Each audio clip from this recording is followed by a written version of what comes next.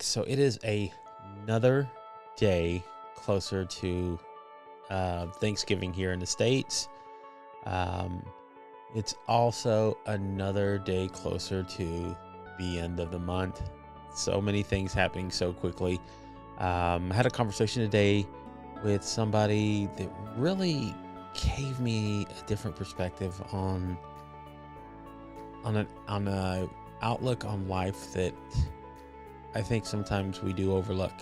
And it really made me put on my thinking cap, and especially how I approach and look at things.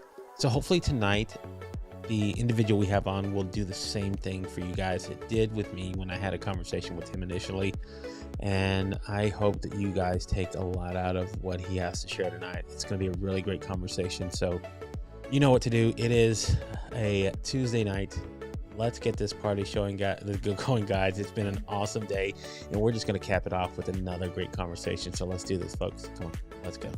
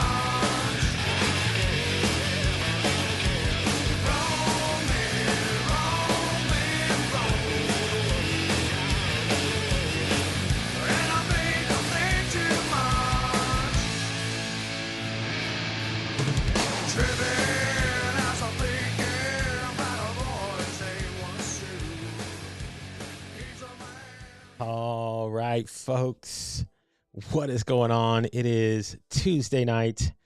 We are live, and let's say hello, of course, to a lot of the cool people already checking us out.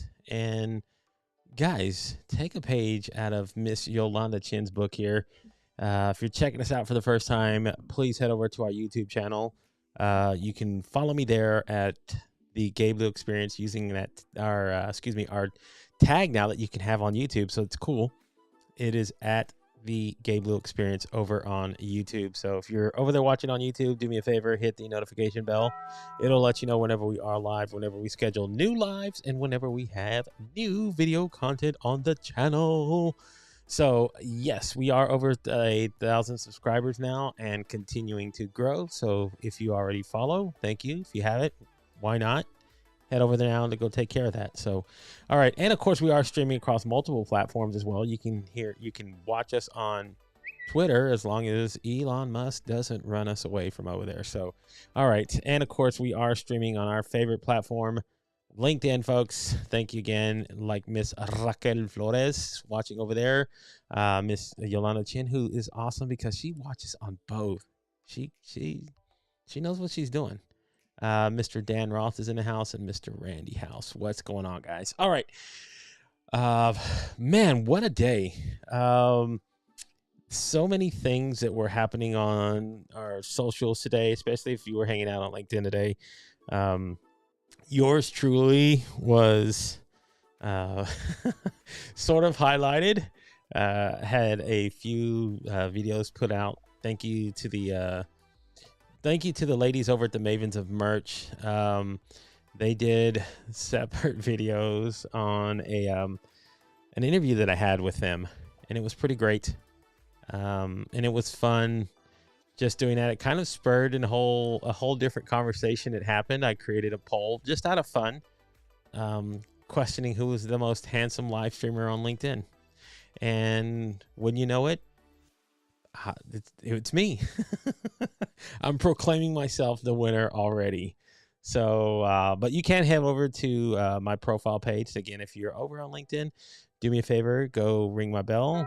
Again, it'll let you know whenever I put new events or new polls like I did today or new content on my LinkedIn profile. You can go follow along over there. So go check out the poll. It's wonderful. Um, some really great interaction and again, just good sports by everybody who was a part of it. So thank you again, guys. It is one of our favorite sites. All right. And of course, since I am talking about the Mavens of Merch, like I have my hat on here and I have some more ordered, you can head over to our merch store. That's right. We got merch. Head over to the Impro Media Swag Store. You can go to www.mavensofmerch.com/Gabe Leal. Head over to the creators tab and you will find my pretty picture there. And you can get you some merch. We got some new show hats, shirts, mugs. We got hoodies over there. So if it's getting chilly, you want to keep warm with a Unfiltered Live hoodie, you can now. So, yes, head over there again to the mavensofmerch.com/Gabe Leal and get you some merch. And of course, we do want to give love to our Inky Black design team. They're the ones that created our logo and help us with some of the show design. So thank you again so much. If you want to learn more about what they do, head over to www.inkyblack.design today and learn more. All right, folks, what a wonderful day. What a wonderful guest that we got lined up for you. I think you're going to enjoy this conversation. I know I did when I had our initial meetup.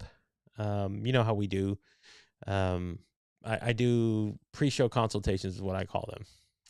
Why I call them a consultation? Well, it's kind of a consultation. Walk them through like what you do with the show and everything else. But, his story really stuck out and it was quite eye-opening. And I wanted to, make mention of it because again, today I had my mind sort of opened up a little bit differently in perspectives of how I perceive and look at things. And I think this gentleman here that I'm about to introduce you to, very much had done the same to me when we had a conversation, and I knew this would translate, hopefully translates very well for you guys, and you guys take a lot of information of just out of what he has to share tonight, and because there are so many things that I usually bring onto the show and talk about, and it's always one of the things that I try to strive for is to bring conversations that are thought provoking, and I think this one's kind of along the lines of how to do this, and hopefully gives a different perspective. So this gentleman here, his journey is one of not only struggles and at times tragedies and just having a different outlook on life one day and then opening your eyes and knowing that you can change a lot of what you see, hear, perceive, and shift your mindset. So this is kind of what he has gone through. He is a cancer survivor, but we're going to let him share a little bit more of his tale in depth. He can tell it better than I can, but please help me welcome to the show, guys. Our guest for the evening, he is, like I always say, he is my friend. He is your friend. Hopefully he becomes our friend and a part of this community. So help support him. Help me welcome to the show, guys. Our guest, Mr. Douglas Wick, is in the house. Hello, Douglas. How are you? I got to give you some applause, as we do for all our guests who come on. Thank you. Thanks, Gabe. Thank you for Thanks. coming on, man. I do Yeah. appreciate you taking the time. Yeah. So why don't we get started in talking a little bit about you?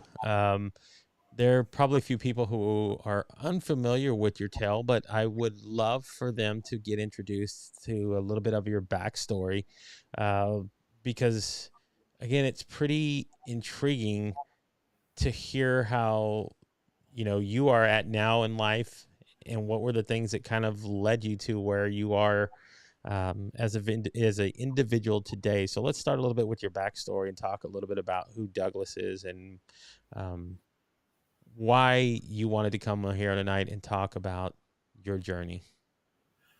Well, I'm a business coach. Been a business coach since 2000 full time, and yeah, I've been working. I guess basically like anybody else had been until 2012 when I discovered, you know, that I had cancer, and it was a shock at the time.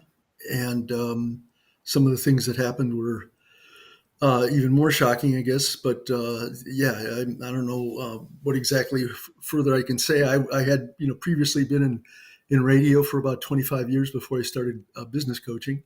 Mostly in the sales area, and part owner for a while until we sold the station, and then that's what got me back into coaching and Yeah. developing. Yeah. So what Business. are some of the things, let me ask you that. So what are some of the things that kind of led you into wanting to become a business coach? You know, people, there are usually things and inspirations behind wanting to do it.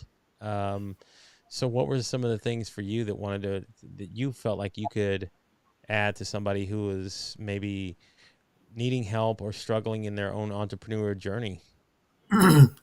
Yeah, I think probably the biggest thing, when I wanted to have more radio stations when we finally sold, when we eventually sold, and I think it was 96 when we sold, and so I wondered what was wrong with me that we weren't able to, because the other owners in my group, my partners, didn't feel that we could scale.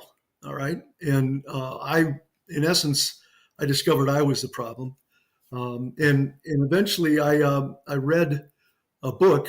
The first coaching um, that I did was The E-Myth Revisited by Michael Gerber. And I Yep. read that and I went, oh my God, I knew about systems, but I didn't realize, all the systems that I could have created as well to get myself free of the business. And so that was my first decision. And the part that I really loved was coaching my salespeople, because I enjoyed that part and loved seeing the people grow and so forth. So it was kind of a natural fit, but I just had to go through that process, I think, of having to fail. I mean, we did really well with the radio station, but in my mind, I wanted at least 7 radio stations, and we never achieved that. So it ended up being a good thing from the standpoint of coaching, because I got into coaching and been doing it full time since 2000. So Wow. yeah. So, and it was one of those things that you didn't quite meet your expectations, right? And you sort of figured, how can I help others figure this out for themselves? Like when they sit there and go, what are my goals, and what are some of the things that I'm doing myself that are hampering me from achieving them? So I really do like that perspective of it. And, what were some of the things that, since you were in radio, what were the things that led you into doing that in the first place? I mean, was it a passion for doing it, or was it something you fell into? I mean, it's usually sometimes by happenstance that some of the great stories happen, but what was that for you that got you into radio in the first place? Yeah, curiously, that was how would I say it? I was I played basketball. I'm tall, Okay. and so I can remember my mother always told me, do this. It's kind of the Tom Hopkins philosophy: do the thing you fear, and the death of fear is certain. And Yes. so she always had us when I came home from school. She'd say, "Hey, do your chores. Then you got the rest of the time to do it." So when I went to college, I the first thing that I actually didn't want to do was to take speech, but it was required at the time. Mm-hmm. And so I took a speech class, and to just get it out of the way, right? So, Right. and the teacher there said, Doug, you're not going to be able to play sports forever. Maybe you ought to consider, getting into broadcasting, broadcasting games and things like that. And I thought, okay, that makes sense. And he was really Convincing. good. Yeah, he was good because he said, speak about what you know, don't, or what is personal. And so I did a lot of speeches about sports. So that's really how I moved into the direction of broadcasting, because I wanted to be a sports announcer, and that never happened either. But yeah, Well, exactly. We all learn. But yeah, it moved you in that direction though. Like it introduced you into a whole nother realm that you, again, didn't even think possible.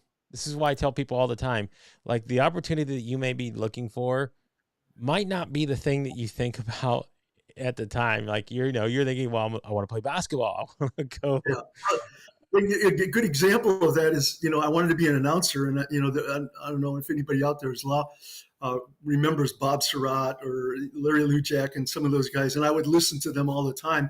And so I actually sold for my college. When I was in college, I sold for the radio station that I was working for, a commercial station in a town like 20, 30 miles away, and they lost their announcer that worked, the top 40 show and so forth. So they brought me in to work, and I thought, oh, here I go. I'm going to be, Bob Surratt or whoever. And when I found out they actually hired somebody else from Kent State or someplace, that they had more marquee or whatever, because they wanted me to be in sales because I had shown I could sell. And probably thank God I went that way, because it was much more fulfilling career, and I learned a lot more than being a announcer, so to Right. speak. But again, failure, can sometimes be the best thing, so. Yes, and just like Randy says, but you failed forward and you found your niche, and that's the whole thing about, walking our path. We feel like we know what our path is. Like, my just to kind of mirror what you were talking about. I never thought I would be doing this, like doing interviews and talking to people.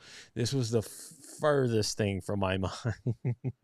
I thought I wanted to concentrate on writing, and that's what was going to get me into doing things. And it was something very similar. Somebody said like they said to you, hey, you need to go face that fear of whatever it is. And I remember I was talking about challenges, and I was going to challenge myself. So speaking was a big challenge for me. And I had planned on doing this and opening up about getting in front of people and talking. And then COVID hit and everything shut down. And I had already started like kind of practice doing this with live streaming and doing interviewing. And I concentrated on doing this and found that I'm actually pretty good at it, pretty gifted at it. Yeah, you are. And I fell into it. So it wasn't what I had planned, but it was the doorway and it was the path that was presented in front of me, and I went with it. And, it's been, again, great. It's been beneficial for me.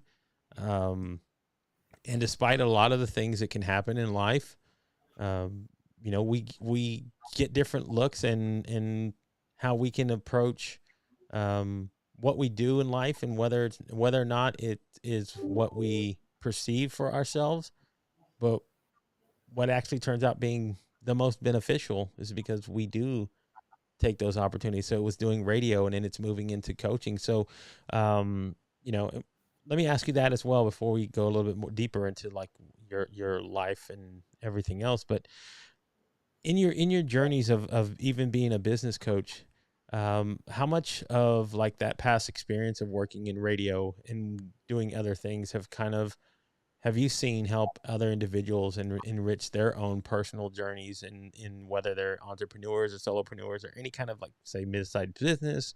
I mean, what were some of the things that you've used from your own experiences that have helped somebody else down the line to find their key to success?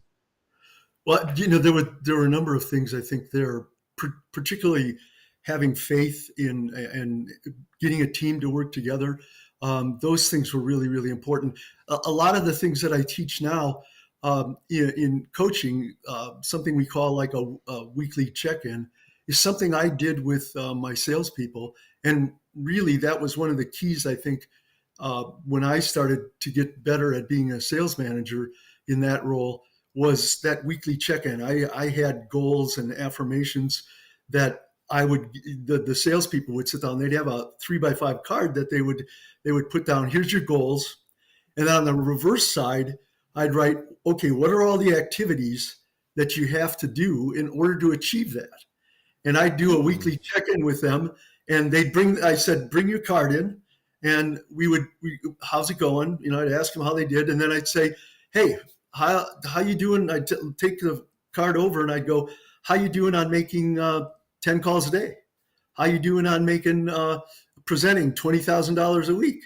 And they kind of go, you could see that cringe in their face, and they go, I'm not doing it though. And I'd say, well, maybe you are. That's what you wanted to do. You wanted to earn this much, or what? You got to do those things, and that's really, I think, what is it? Atomic Habits by Habits, James James. Clear. Yes. We don't rise to the level of our goals. We fall to the level of our systems, and really that is extremely true. That's what I learned, and that's why we do what we do in our coaching, and that's what I did. Is we'll talk about in the in my cancer. I set goals, but I really followed the system or the activities, the habits that I needed to do in order to hit that goal. That's what's most important. Yeah. Yeah. And that's, again, and that's so much taking from the experiences that you did in your, not only in your business, but then the things that you learned in your personal life. So let's open up a little bit about that as well. For those that don't know, you had what, acute myeloid leukemia, is that correct? That's correct. Yeah. So let's just say we're going down your life and your journey. When did you discover, find out that there was actually something wrong, and what kind of led you to actually hearing the news that, hey, we need to talk. It's something pretty serious. Yeah, I found out I had diabetes late in life, and I was having real problems with my blood sugar levels. Turns out I found out once I got into the hospital with cancer that I didn't have type 2 diabetes. The doctor had misdiagnosed me. I had Ooh. type 1, but what led me to go in was those high blood sugars, and he said, "Come on in, we'll do a blood test." And they did a blood test. This was on a Friday morning, and about 3:30, I must have been closer to 4 o'clock in the afternoon. The doctor called me and he said, "Doug, you got to get to the hospital right away." And Oh.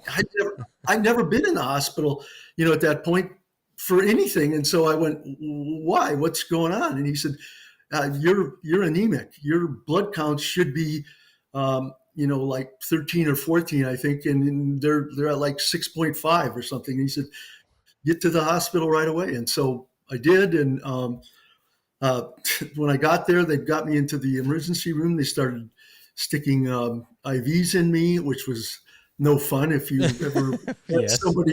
Yeah, and the next day I'm sitting in the my room with my family, and the doctor comes in and says, "It appears you have acute myeloid leukemia," and he said, "You're going to be out of work for a year." Yeah, and that's only if you survive. And I went, "Why don't you just shoot me now?" I know. Because I was the I was the only income for our family, Yeah. and I had bad experiences with insurance before, and so I was really, really concerned. This is going to bankrupt my family. I could see $2-3 million being spent, here, and I didn't have any idea what my insurance would cover or wouldn't. And so frankly, I cussed a lot, and probably my family was were embarrassed for me and everything else, and but that's the way I first responded, because I Wow. was depressed, and I felt like I was letting my family down. I was letting myself down, and I tend to take personal accountability. We'll talk about that probably, but I tend to take real personal responsibility for everything, and so I just felt, hey, I had a life insurance policy. It would be better if I just died now, and they spared the expense of the insurance and whatever else was going on, and my family would be taken care of at that point. Yeah. So But you go from one day thinking you're having complications from diabetes to all of a sudden now here I am being poked and prodded and telling, you're probably around the corner from probably dying. And that's hard to take. I mean, it's a rush of emotions that comes in whenever you hear something so first of all, so suddenly and so quickly, because it caught you off guard. It wasn't like something your body was telling you, like you felt like, oh my gosh, this is like, I feel like I'm yeah, so sick. And you didn't have ability to at least like process it that right away. And then everything else that goes along with it, because I totally understand where you're coming from as far as like what it is to your mind sort of shifts you in a place whenever like you were a sole income earner. I had that experience too, where I was that individual. Um, I was out of work for 4 months. I fractured my foot in 4 places. I wasn't going to be able to work. All of a sudden, I'm like, oh my gosh, like What am I what's going to going to do? happen? What am I going to do? Like all of a sudden, you're thrust into sometimes a very dark place, right? You're just thinking along those lines, like, you know, a year ago you weren't thinking like, man, just shoot me and it'd be better. Like your mind was not ever in that place, and you don't ever think you'll be there until like you are put into a situation like this where now all of a sudden everything is questioning, right? You get angry, all these emotions that were coming in into your life that you weren't always used to having to deal with. Like, I'm pretty sure you weren't angry every day when you came home. You weren't all of these things. So it was shifted. So what were some of the things that like shifted around you as far as like in your everyday life? I mean, all of a sudden now it's like you're told you're not going to be able to work for a year. Like, how do you mentally prepare for all of that? Well, yeah, I didn't know what to expect. And when they transferred me to the University of Iowa, put me on what was the seventh floor in a private room. And the first week, it was just a lot of tests and things that they were doing. That's when they discovered I really had type 1 diabetes. And I can remember I was, I don't, I, there's a lot of things I'd have to say, Gabe, that I feel were really fortunate for me. Once I got in, I actually asked my physical, the PA, the Yeah. physician assistant, I said, hey, is it possible I could work from here? Because they had pretty good internet in the, and I work, a lot of my appointments, or most of them, were either phone or video conference already. This is 2012, but I was already doing that kind of, phone calls and the video conferencing. And he went, I don't know why not, Doug, which surprised me, of course. And then he said, I'm gonna test you every day. Um, you know, Basically, it was almost like an alcoholic thing. Yep. You count backwards from 100. Cite the ABCs back, whatever it was. And then there was some balancing thing. And I'm assuming it was maybe for chemo brain, because if anybody who's had chemo treatments knows what that's possibly like. But at any rate, then I had an assistant at the time. She called my customers. All of them agreed, with one guy that was kind of on the fence. And so I started working from my hospital and my hospital room, and put up some hand printed signs that said, "I'm in a meeting," or, as we'll talk about, "I'm meditating." And so I think there was a nurse that really liked that, because that meant he didn't have to work that hard, that with me. But there were a lot of nurses and doctors who didn't like that, because now I was kind of telling them when they could work and when they couldn't, and when they could come back to my room or not. So Yeah. But that's again, yeah. Sometimes it's being in those situations and being fortunate enough to be able to do that. Because it would have been so much hard. It would have been worse if you would have had one of those jobs where you were tied down at a desk, right? And yeah, you would have had to always be there and do those things. So that's it's again, it's funny. One of my customers came to visit me one day, and he saw the sign in a meeting, and he said, that's not for me. And he started walking in, and I usually would have like a curtain yeah. around me. I'd have a desk and my computer was on it. And he said, when he walked in, all he could see was me going, waving my hand to tell, because I didn't even, he said, I didn't even look up. All I did was wave the person, because I probably thought it was a nurse or somebody. And I didn't know until I got out of the hospital that he had actually even come to visit me. This is like 7 or 8 months later, probably 10 months later. So Wow. yeah. So here we are. Okay. So for those that don't know now, you're in the hospital now. You're working from there. You're going through chemotherapies. So what is happening at this point? Is it actually, is it helping reduce the cancer? Like, what were some of the things that were going on at that time frame? And there were, you know, did you have like a lot of the other signs that some people go through, as far as like loss of weight or any of those sort of things that usually go along when you go through some of these treatments?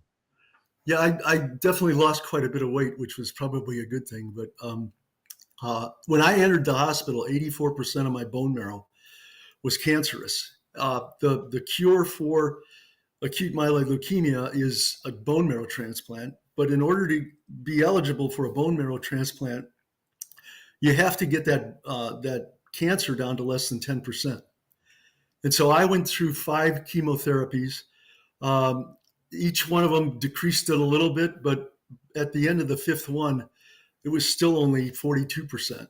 So they basically told me, we don't have another treatment. The only thing we can possibly do at this point is to offer you a clinical trial.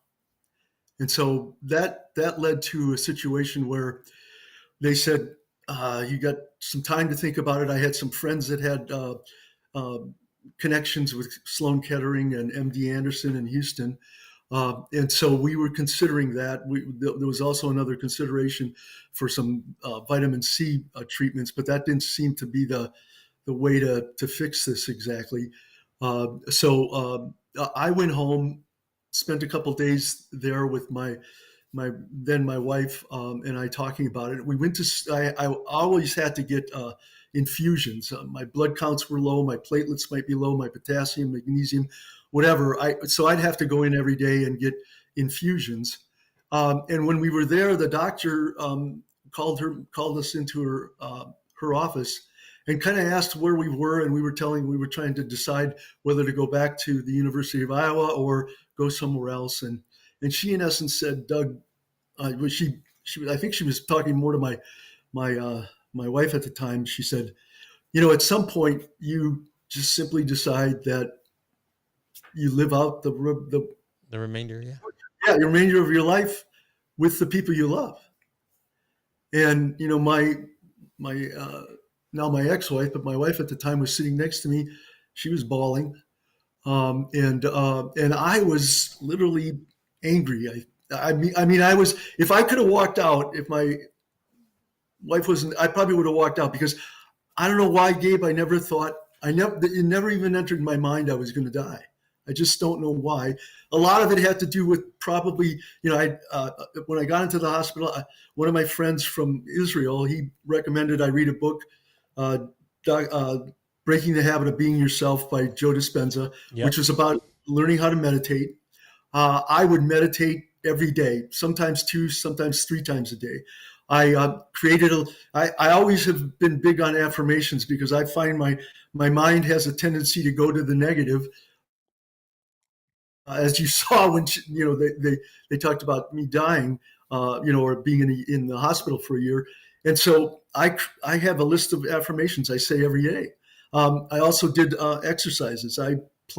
They mentioned, it'd be good to do exercising. So I made it a point to every day find a way to exercise, whether it was walking or being on a bike or whatever else it was. So I created this list of, activities that I followed that I felt would help me get through it. And then I think it was the 4th thing that I also did was I was looking for other alternatives to this, other than maybe chemo, as well. And so those things I did, and really created a dashboard. And these were the activities, and I just kept track of them. And I believe the biggest part of it was the meditation, which helped calm. Anytime I started to get fearful about it at all, I would meditate.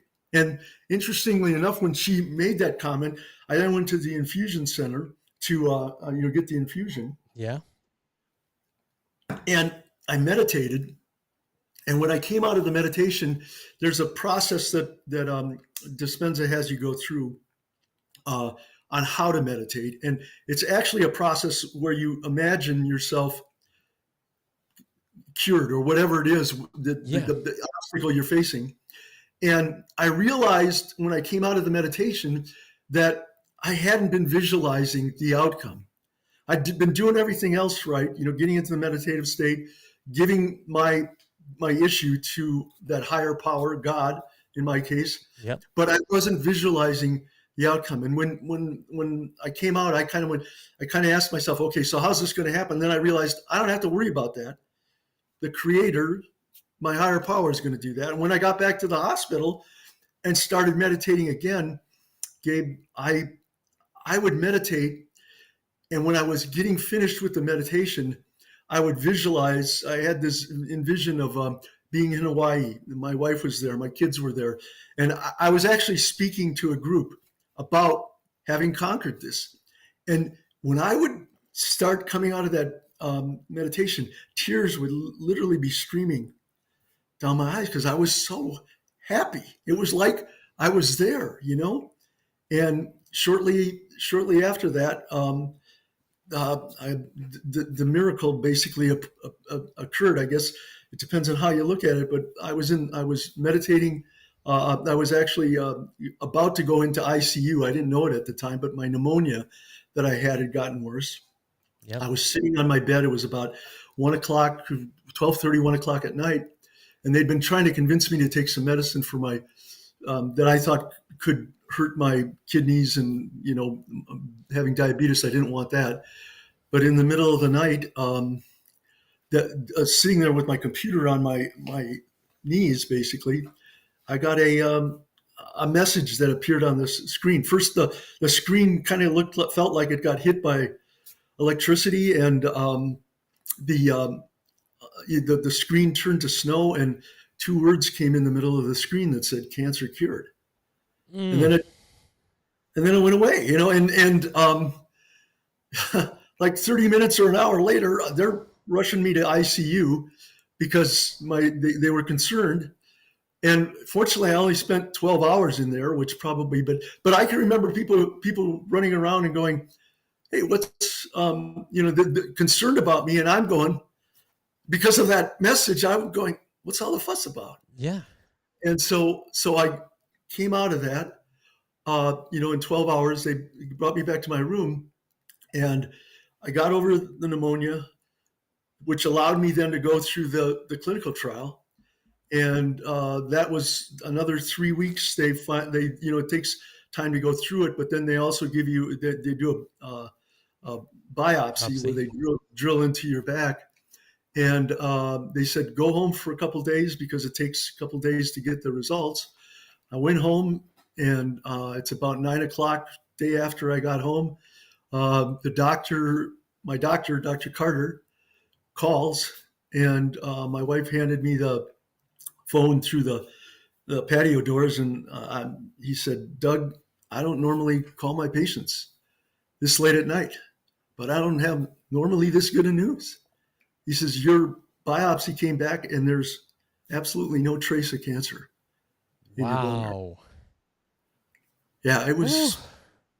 I was like, "Oh my God," and yet, even though I had that message, until the doctor tells you, It doesn't hit home like that. Well, I always wondered, what did I see? Was that chemo brain, or did I actually get that message or whatever? I wrote it down on a Post-it note in my Outlook immediately, what it had said, and wrote some other things, but and I still have that note, but it was miraculous. That obviously. is, and I love this question. I'm gonna ask Randy, so as you're going through this, how long was it before they found a compatible donor for you to go through this? I was cured in essence, my bone marrow was completely free of cancer by the end of July. And they had to find somebody. Fortunately, they did. There was a great soul up in Minnesota, Minneapolis to be exact, a female actually who donated because she had lost a friend to leukemia, and eventually lost a daughter as well. Mm. And it took about a month for them to get that all done. And so in September, I was back in the hospital. I had to go through chemo again, and then by September 17th, that's when I was able to get out and start slowly going back. Yeah. Wow, what a transition, man. That's quite the journey, man. And during this whole time, you relied on a lot of principles that you've taken now out of that journey and that you share what you do in your current practice. I mean, that's the pretty phenomenal part about it, is that you were able to take things, and like you said, you trusted in your process, right? It was doing those things. It was the mindset. It was the meditation, the discipline, the faith, Yeah. and not wanting to give up. When everything was pointing to you, Yeah. and they were like, just get ready to I, die. I think I've seen it where Jim Carrey is maybe most famous for saying, "Hope is a beggar." It's faith that moves mountains, and I really believe that. I think that faith means you have, in my mind, a process, and you have a belief in a higher power, and that really was, I I wouldn't be here uh, without the system, but without God's influence and divine intervention. In my feeling, yes, Wow, that is quite the journey, man. That is a lot to have gone through. And there were a few other things that we didn't go into, but again, that were part of the struggles that were you know subsequent um yes, things that happened because of this. um yeah, and we will, we can say that for another day. We really don't have to go into that too much, but I love the fact, though, that you took so much of what you've done, and even now, you outlined what it was that got you through this, the methods and the practice, and that you've sort of, not only have you started to put together the idea of creating a book to put out there at some point, sharing what your journey has done for you and how it, taking those same principles and translating them to helping others. But then you've also done a number of what you've done, blogs, you've done other things to kind of um, detail your journey. And this is why I tell people, like, living these experiences like this and hearing like what you've gone through, to give you again another perspective on how bleak things can be. And though every single thing is probably up against you, to stand there and fight back and to say, not today. It's not going to be today. yeah. It will happen. We all, 100% of people born die, but not today. I wrote a blog like 2 a week, Yeah. just about the entire time I was in the hospital. But one of the things I think that people don't realize is there were so many people that were praying for me, that were helping me. My clients brought my family food. People bought them gas cards because my wife was driving to the hospital every. The support that I had. I still can't believe how supportive um, people were.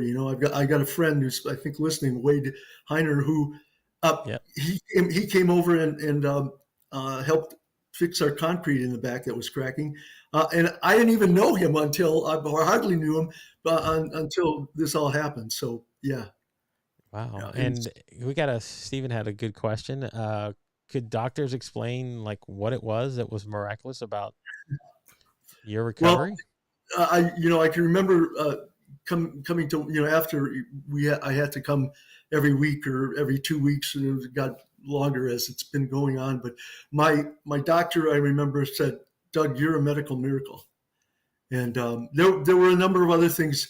I can remember my Dr. Carter saying that I was fortunate that I was healthy enough to even get the chemo for the clinical trial, because a lot of times people are, after 5 chemos, they are so, unhealthy or, depleted, they can't get there. So I was fortunate perhaps to be in pretty good shape, I guess, when I got there, or the chemo didn't affect me as possibly as bad as some other people Yeah. get it.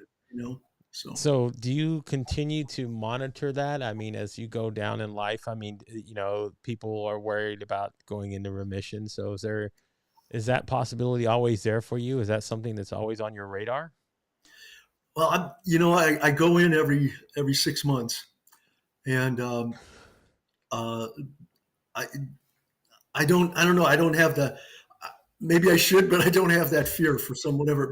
Maybe I'll get something else, but I don't hope. Hopefully, it's not another one of those, that, because it was a pretty difficult Yeah. challenge. So, Yeah. do you, let me just say, does that still things that you've gone through in building how you meditate and those things, you still keep those in Yeah. everyday practice in what you do in your everyday life now? Yep. I create a dashboard every quarter for myself, and then I meditate every day.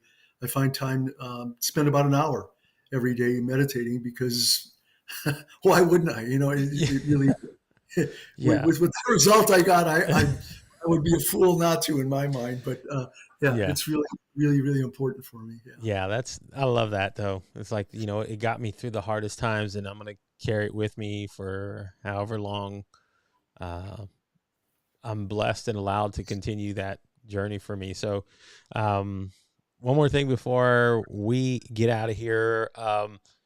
So are there things that you, uh, maybe feel or see in, let's just say in your life that I don't want to say fear anymore, but has that like sort of, once you've faced what you faced, do those things even come into your mindset anymore of how you think? I mean, that was a really staunch test that you went through in that life. And, I figure once you move past sort of those things, I don't know if you still have that fear that shows up. Well, that's a good question. I don't know that I don't know that I do. There's a gentleman that I've read a lot of his book. His name is uh, uh, Emmett Fox, and he mentions that. And I guess I took this to heart when I was uh, in the situation I was. But he said, "Your God may not be able to cure a gunshot wound, or whatever, a heart disease, or cancer, whatever it is. The problem, I think, everybody has a different idea who God is and what God can do, and God really can do anything. And the problem is not God. The problem is what we believe. And so, if you can combine what you believe, if you can get over that hurdle of, I believe this can happen, and then you combine it with your heart, what's your passion? In my case, it was my wife and my family. When you combine those two things, I think that's what ends up giving us answered prayer. Am I right about that? That's what I believe answered my prayer. Through the meditation, I combined that belief that God could cure my cancer, and the love I had made me do things that maybe I wouldn't have done otherwise, because I wanted to live. I wanted to live for my family. I wanted to live for my wife. I wanted to be there to provide for them. And you combine that belief with the love that you have. I think the love is the most powerful, uh, powerful Mm. source in the world, and it can achieve anything, as long as you believe. Man, that was amazing, folks. I hope you guys took out so much out of this. Thank you, Douglas, for coming on the show. Thank you for sharing exactly what it is that you went through and what you've shared. So if you guys want to connect with Doug, I have put it in the comments now. You can head over and follow him on LinkedIn. And then he's also on Twitter. I put it on as well, at Wick Douglas over on Twitter as well. And then you can also check out his blog as well. detailing and chronicling his story, his journey along the way. So it is at www.strategicdiscipline.positioningsystem.com/blog-0. It's in the comments as well if you guys want to go check out and read along Douglas's journey. And please do not be a stranger, Doug. If you get to that point of ever pushing that book out, I would love to have you back on, and we will absolutely love to hear about it, because that's quite the journey, man. I don't know. These things are, again, for a lot of folks who are sitting at home and milling about and looking at their own lives, like, it's inspiration. I don't know if you feel that way when you tell it, but I think it is for a lot of people to hear it. And it is, yes, Zach James. It's powerful. Again, powerful stuff. It's not Thank easy. you. So thank you again for coming on. Thank you, Wade, and everybody who's been in the house, for you guys sharing, always being part of it. So Douglas, sit tight. Everybody else, thank you again. I sometimes I get speechless. I know it's not very often, but that's inspiring, man. Like, when you look at life and perspective, things can always be worse. So be grateful and, thankful for where you're at in life. You never know what could happen, and that's pretty incredible. So thank you again, guys, for being here. Thank you, Douglas, for sharing that story. So I know that at the beginning of the week I said we were only going to have 2 guests, but we have a surprise guest coming on tomorrow. I guess you could say she's a frequent guest. So she's coming back, and we're going to cover so much of things that have happened in her life in just a short amount of time since she's been on the show. So tomorrow's guest, guys,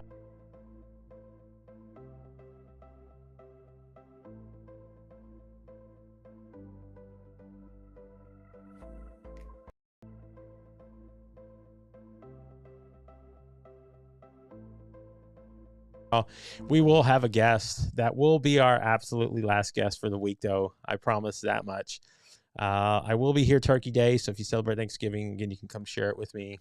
I'll be in the house doing what I do. It's what I love to do. And thank you again, guys. I am the best. You guys are the best for showing up here every night, night in, night out, being who you are. Just, again, there's no audience quite like you. And I'm sorry, you guys are the best audience on any live show or broadcast out there. I will put my audience up against anybody else's, and I'll promise you will win, bar none. So, all right, guys, thank you for tuning in. We will be back tomorrow evening, 8:15 Eastern Standard Time, with our guest, Arwen Swanger. So you know how we do it here. Be well, stay well, live, love, and serve like no one else, and you will change the world around you. So until tomorrow evening, good night, everybody. We'll talk again soon.